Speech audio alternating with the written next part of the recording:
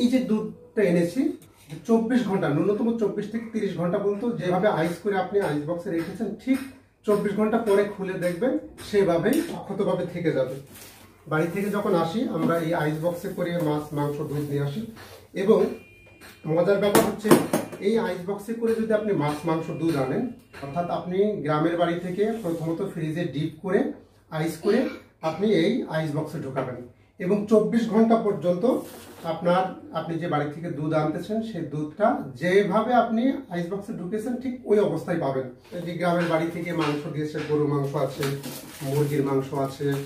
তারপরে অনেক সময় মাছ আনার সুযোগ থাকে, এগুলা যেভাবেই দেখা যায় আইস করে আনবেন সেভাবেই থাকবে। যেমন আমি এই আইস বক্সটা ব্যবহার করতেছি প্রায় 10 বছর। খুব একটা দাম বেশি না, মানে তখন হয়তো বা 2000 বা 2500 টাকা নিয়েছিল, আমার সঠিক মনে নাই, কিন্তু দেখা যায় 2000 বা 3000 টাকার বিনিময়ে যদি আপনি একটা আইস বক্স ব্যবহার করেন, আপনার গ্রামের বাড়ি বা আমাদের গ্রামের বাড়ি থেকে যেমন মুরগির মাংস, অনেক সময় কম দামে গরুর মাংস পাওয়া যায়, অনেক সময় হাঁসের মাংস, কিংবা আমাদের পুকুরের মাছ